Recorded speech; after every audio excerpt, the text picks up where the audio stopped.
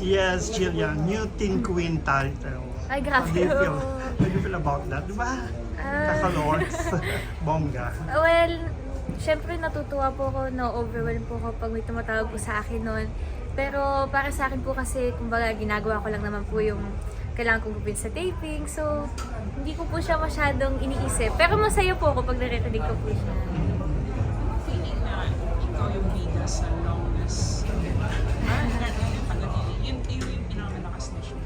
I think so. Sila, Well, kami po kasi pamilya na po talaga kami. So, lagi nga po namin pinagpipray na sana po hindi po ma-board yung mga audience po sa amin. Kasi kami po sa taping sobrang saya po talaga.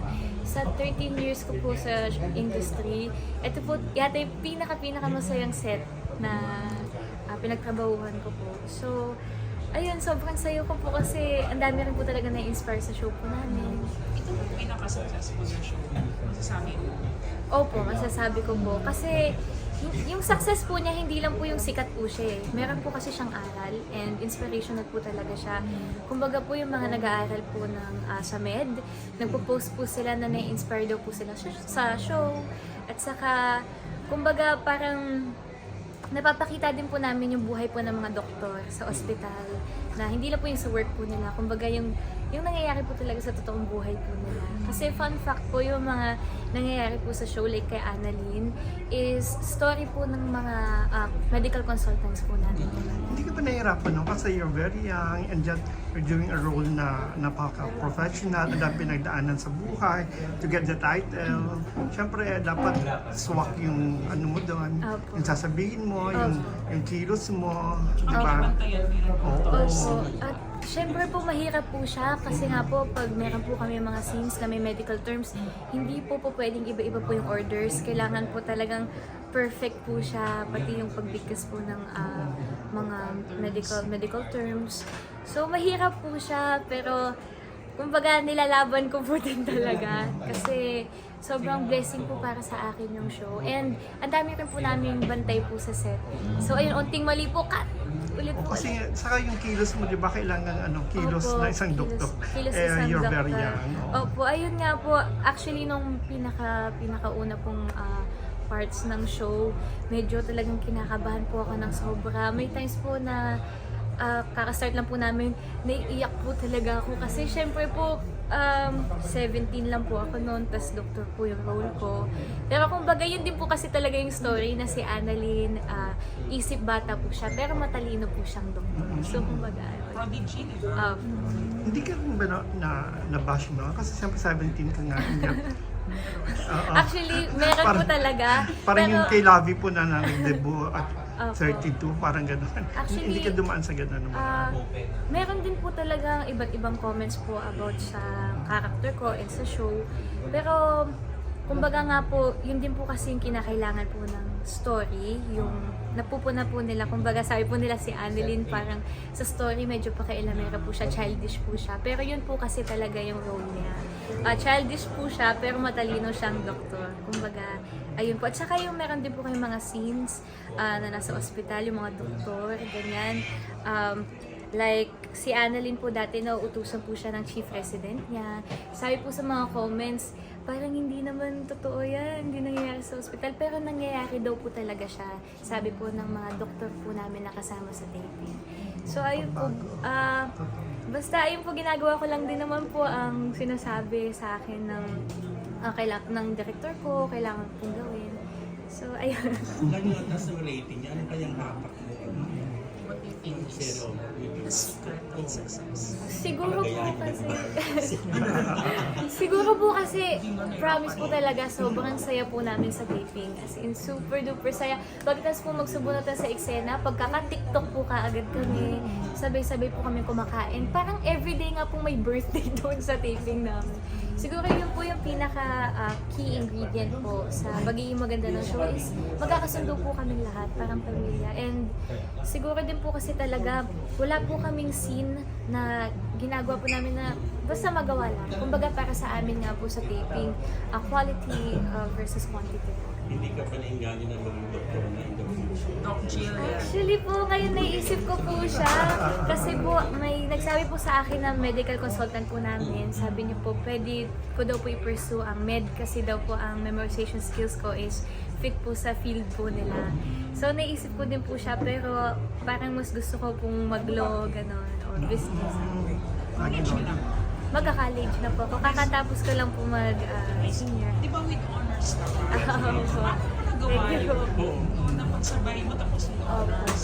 Actually, since 5 years old po ako, talaga, siguro nasanay na rin po kasi talaga. Kumbaga, buong buhay ko po, artista na po ako. Tapos nag-aaral pa. So, ayan lang, siguro naging normal po siya para sa akin na pinagsasabay po siya. Pero honors eh. Opo. Hindi ka man gumagamit ng kanina. Opo. Paano yung schedule mo noon sa studies? Paano siya? Pag, kunwari po, break time po sa taping, basa po talaga. Pag wala pong ginagawa, pag rest day po, ganyan. At saka, siguro yun nga din po yung advantage ko po na, di ba, nag-artista po ako na maaga. So, yung memorization skills ko din po is, nadadala ko din po siya sa school. So, kumbaga, parang advantage din po siya para sa akin. Pagpapatuloy mo yung schooling mo. Opo, gusto ko po talaga. So, ano plan mo? Kasi di ba, graduate? Ano ba, senior? Apo, magka-college na po ako, kakatas ko lang po mag-senior high school. Gusto ko pong, gusto ko nga po mag-aral ng law, pero dahil sobrang busy nga po, ang iti-take ko po ngayon is business. May school ka lang. Secret po. Busy ko pa. Pero naghanap ka. Aba, naghahanap. Would you go in classes or on parang digital one? Parang more on digital din po ngayon kasi kung busy po ako dati, mas busy po din talaga Parang ako ngayon. home study. Opo, so siguro mas mahirap na po talaga ngayon. Opo, kasi college na rin. Bakit naisip na to? Hindi ko po alam, since bata po ako, parang gusto ko po talaga siyang maaral. Mahilig po ako manood din, mag-research, magbasa. So, ayun. Siguro nasa puso ko lang. Sa next role, sana lawyer? Malay niyo po, doktor, tas lawyer po, tas astronaut. Why not? Di ba? Pero ikaw, Jilan, anong feeling mo na? Siyempre, after Dr. Annalena, napaka-successful, hindi ka ba nag-worry din na what's up after me pagkatapos mo? Yung ganitong kasikat na role. Siyempre may ganun din po ako naisip, like, paano ko po kaya, like ko po kasi iniisip to every year, every project, iniisip ko, paano ko po kaya maihihigitan yung sarili ko. So, well, sa ngayon po kasi, wala pa naman pong next project. So, binibigay ko lang po yung best ko dito sa ginagawa ko pong show ngayon. And parang sigad na rin po bahala kung talagang may higitan ko po yung si Dr. Annalyn sa next project ko or hindi. Basta ako po, gagawin ko lang po yung best ko sa lahat po ng opportunities na binibigay sa akin. At saka para sa akin po, parang iniisip ko na lang po, enjoyin ko na lang din talaga. Parang sa akin po kasi, mas importante po na na-enjoy ko yung ginagawa ko more than yung sisikat po or yung ganun. Ito yung movie niyo with Senator. Yes po, yes tuloy po yun. Actually, last time po tinawagan po ako ni Senator Bong. Tapos ina-update niya po ako na ginagawa na po yung script, magti-taping na po soon. Actually, magti-taping na po ata next month. Parang next month po. Movie. So, kumbaga, ito po yung first movie ko po bilang dalaga na. Kasi yung last movies ko po is So, baby ko how's po. the feeling? Lalo with Senator pa. Well, unang-una sa lahat po masaya po ako kasi parang reunion po namin eh. Kasi nagka-work po kami dati sa Agimat at si Enteng Cabizote. Ano lang po ako noon, 5 or 6 years old. And ang saya ko po kasi naisip niya po ako. Kumbaga, si Senator Bong po talaga, ang bait niya po talaga sa akin. Like, pumunta po siya ng dibu ko. Yun po, sa movie, naisip niya po ako. So, sobrang grateful ko lang din po talaga. Hindi niyo po ako nakalimutan. Anong role mo sa movie na to? Ano kanya sa movie? Anak niya po ako Okay. dito.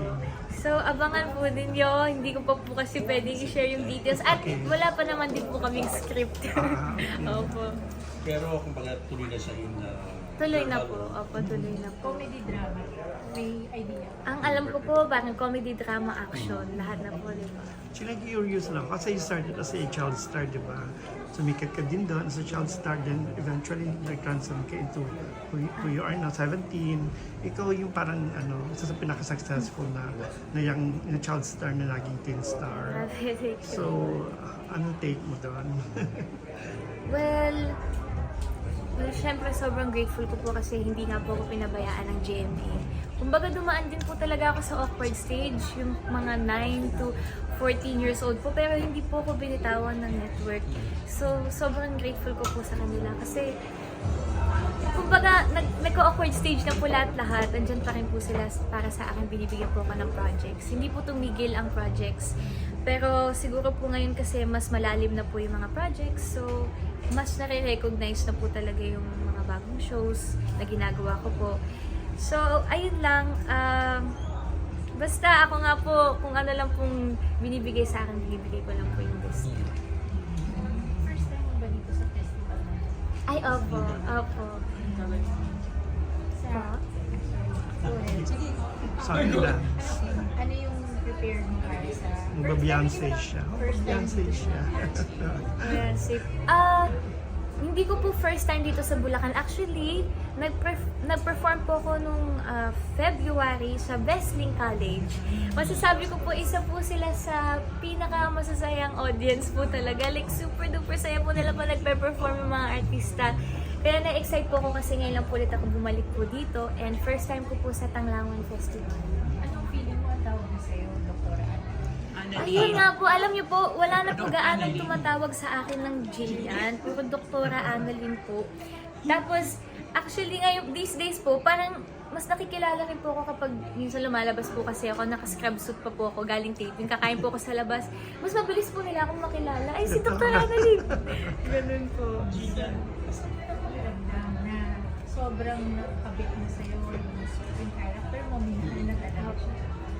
Well, ayun nga po siguro po, nag-pay off po lahat ng pagod, lahat po ng puyat din at pag-memorize ng medical terms. So masaya po ako doon. And more than that po kasi, ang dami po talaga mga bata, even yung mga mommies po ng mga bata na nagsasabi na role model po nila si Dr. Annalyn. And ako din po, role model daw po nila ako na kumbaga napagsasabay po yung school, tapos yung career pa po, gano'n. So, masaya lang po talaga. Sobrang big blessing po sa akin yung show. May award ka ba sa Congratulations. Oo nga Salamat pala, po. oo. Salamat po. Ano? Kasi, Kaya mo yan. yan na. So, hindi na lalayo na. Alam mo na, 18 kasi may mga... Alam din nga siya Yes, sa Dr. Ana. Sabi ko na po, nagtatanong pa rin. Oo. 18 ka ni. Apo. Well, syempre hindi ko naman po matatanggi na meron po mga nagpapakyut. Pero para sa akin po kasi, nagpo-focus po talaga ako sa work and sa family ko po. Kumbaga, darating din naman po yun, mas tatanda pa po ako, mas may time pa po para doon. Pero sa ngayon po kasi parang, ako po sa sarili ko, gusto ko pong buuin din po muna yung sarili ko, yung career ko. Para po balang araw, pag na-inlove po ko, di ba? Parang nagawa ko na po lahat ng gusto kong gawin. Hindi naman bawal sa mga. Mami, bawal ba? At tawa-tawa lang po siya, pero si mama, actually ito nga po yung nakakatawa, lagi ko po itong nakakwento. Simula bata po kasi ako, sobrang stricto po ni mama at ni papa. And yung mga nasa paligid ko po. Eh ngayon naman po, ako po yung stricto sa sarili ko. So sila na po yung nagsasabi, alam mo, okay lang magka-crush, enjoyin mo yung pagiging bata mo, yung dalaga. Eh ako na po mismo yung umaayaw po muna. So ayun, parang mas stricto na po ako sa sarili ko Pero kaysa yung mga stricto po crushes sa ka na rin. Well, Showbiz, oo. Talagang gusto kita rin. Oo, yeah. Crush lang naman. Oh, crush naman. Well, lahat naman po tayo may mga crush, pero hindi ko po i-share sa inyo. Sayang. Sige na, kahit isa lang. O, crush lang naman. Oh, foreign. Foreign? Okay, Parang parang Mga foreign. Pero si Mami kasi Celebrities. Ano ba? Crush lang naman. Crush. Ay, akong Pilipino po, lagi ko naman sinasabi, crush ko po si Coco Martin. Pero more than crush kasi, na-i-inspire po ako sa kanya kasi director siya, action star, ang galing na artista. So ayun, Pero, ayun lang po i-share ko sa inyo. Hindi ko si-share yung talagang crush ko. Pero may mga tumatanggap ka na na supers. Hindi, actually po kasi, may mga nagpaparamdam din po talaga, pero ako po yung parang, Stop. we're friends! Ganun. Wala kang mga criteria for judging. Ayoko pa po kasi talaga gano'n na. Sa showbiz, kailangan mo sa showbiz. Well, para sa akin po kasi, feeling ko kung meron po akong makakatuluyan balang araw, gusto ko po maging kaibigan ko po muna siya. Hindi po yung straight up na ligaw, gusto ko po muna yung makilala ko siya, kaibigan ko siya, close ko po talaga siya. So, grabe, bumabulong po si mama, 10 years pa daw.